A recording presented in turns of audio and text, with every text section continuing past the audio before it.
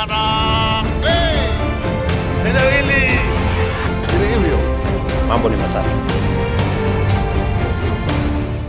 Ladies and gentlemen, good evening and welcome back to our channel once again. There is a very interesting article in the Daily Nation today. Let me just log into my laptop and take you through that article.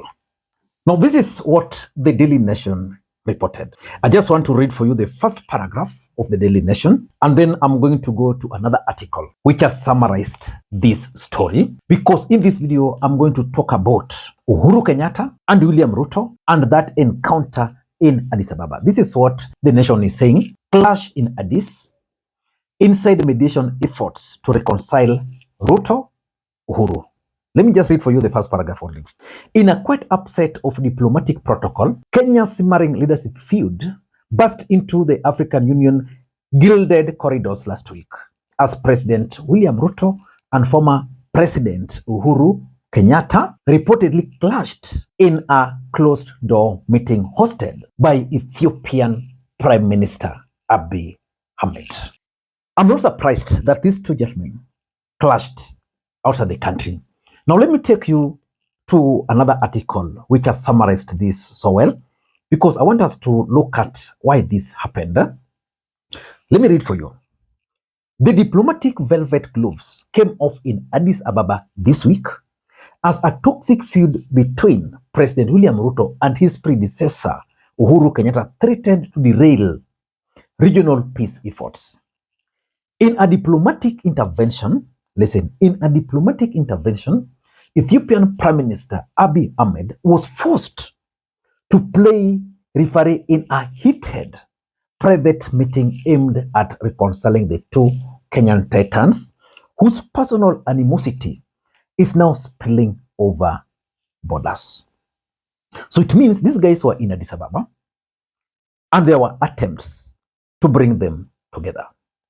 Let me proceed to the second paragraph.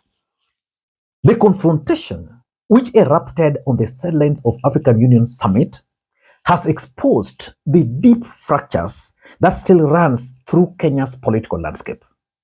What was meant to be a unified front to address the burning crisis in Eastern Democratic Republic of Congo, DRC, devolved into a bitter exchange of accusation. So these two leaders were accusing each other. Some sources indicate that the hostility between Ruto and Kenyatta has become a major stumbling block, paralyzing the peace effort, paralyzing the peace process, and tarnishing Kenya's image as the region's diplomatic anchor. The blame game. This is the paragraph I wanted. Inside the closed door, that meeting inside there, the necessities of protocols were reportedly abandoned. The core of the conflict is a clash of legitimacy and respect. This is what Ruto accused of Uhuru for, Ruto's charge. The president accused Kenyatta of actively undermining the government and funding destabilization efforts, refusing to retire quietly into the sunset. What about Uhuru? Uhuru is reported, Uhuru's defense, the retired president countered that he's being systematically disrespected and harassed by the state, despite his status as a head, despite his status as statesman and peace envoy. The DRC casualty. With Kenyatta sitting on the AU panel and Ruto deploying military troops, their lack of coordination is fatal. The confused signaling is allowing armed groups in the DRC to exploit the vacuum. Ladies and gentlemen, Uhuru Kenyatta and William Ruto are bitterly fighting, and you can clearly tell it outside here. The truth of the matter is that Uhuru Kenyatta is a man on a mission. Uhuru Kenyatta is planning to revenge on William Ruto. For those who followed the political developments in the Republic of Kenya after William Ruto was sworn into office, there were attempts to cut Uhuru Kenyatta to size. In fact, I think it began when Raila Odinga was removed as the High Representative for Infrastructure. Then Uhuru was appointed to some positions there. At some point, Uhuru even used Ugandan airline because of those fears. So I want us to understand why these guys almost fought in Addis Ababa. Before we do that, for those who are watching this channel for the first time, please take a second or two, click that subscribe button so that next time we produce a video like this, YouTube will automatically notify you. And to the subscribers, I want to continue thanking you guys for your continued support. Because without that support, this channel cannot be where it is. Ladies and gentlemen, for those who follow the political development in the Republic of Kenya very closely, after Rigathi Gachagua was impeached, William Ruto drove himself to Gatundu. And after driving himself to Gatundu, they enjoyed nyama choma. And most Kenyans had expected Uhuru Kenyatta and William Ruto to work very closely after that visit. And Kenyans started speculating that William Ruto was actually planning to incorporate Uhuru Kenyatta's allies into his government. And indeed, Lee Kinyanjui was appointed to the cabinet. Lee Kinyanjui is Uhuru Kenyatta's person. The other guy who was appointed to the cabinet was Mutahi Kagwe, again an ally of Uhuru Kenyatta. And Uhuru Kenyatta went further, and William Ruto went further and appointed William Kabogo from Kiambu. Personally, I'm not so sure whether Kabogo is an Uhuru ally or not, but the fact that he comes from Kiambu, and I assume that he was Mutua Uhuru. At some point, Uhuru even tried working with Ruto, but the ground became hostile. But I don't know what has happened, because currently, Uhuru Kenyatta is being accused of funding Edwin Sifuna and his group. Ladies and gentlemen, what we witnessed in, what was witnessed in DRC is not surprising and can actually justify why Rigathi Gachagua warned William Ruto against frustrating Uhuru Kenyatta. But for me, these are some of the reasons. Number one, the DRC conflict. You see, the president of Congo, Tshisekedi, became the president of the Republic of Congo after being supported by Uhuru Kenyatta. And I remember one of my friends who was working with Professor Nyong'o was telling me that these guys reached out to him to reach out to Professor Nyong'o.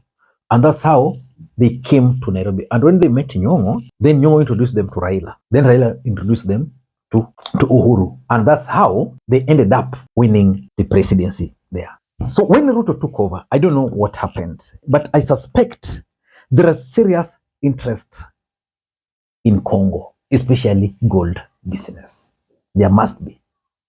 I don't know, but there could be. So that Congo conflict is the reason, because Uhuru is charged with bringing the factions together. Ruto has his interest. He might also not want Uhuru Kenyatta to succeed. And he's the president. So that's the first thing. Number two, I think there is also the international politics between Uhuru Kenyatta and William Ruto. You see, diplomatically, Uhuru is no longer the president of Kenya. And therefore, Ruto should be the face of the country. But we all know that Uhuru Kenyatta served for 10 good years. Most of the presidents in Africa are actually close to Uhuru Kenyatta. William Ruto became the president just the other day. And even before becoming the president, Ruto was not known beyond the borders. In fact, even after he won, some of his international friends were actually questionable, like the Sudan Hemedi. So there's a strong feeling in William Ruto's camp that Uhuru Kenyatta is using his international influence to undermine him. That can explain the bitterness, and that's why they're not agreeing together. And you know, politics is about interest. Uhuru has his own interest. So if Ruto is the president, Uhuru is not the president, but Uhuru can just knock the doors of various presidents and they are opened. You know, that's worrying the president. Number three, and I think this is something which was expected. Uhuru Kenyatta is participating in Kenyan politics. We all know the role of international community in local politics. It's on record that Uhuru Kenyatta is supporting Fred Matiang'i. And because of that, probably William Ruto, with his intelligence, has realized that Uhuru Kenyatta is using his role at the AU, at the DRC, his international connections to actually help campaign for Fred Matiang'i. There was a time it was reported in the dailies that Matiang'i had hired some Canadian firm.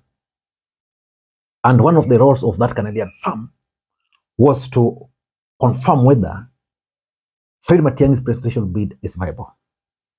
And two, which I think they were doing effectively, was to tarnish the image of President Ruto at the international level.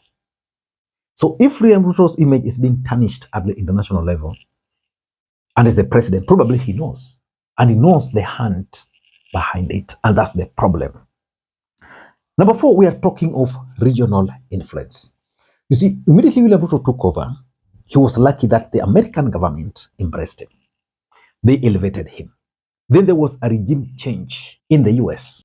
That regime change did not favor William Ruto. So which means William Ruto's influence regionally went down, because even as his profile was rising under the previous US regime, African leaders were not comfortable.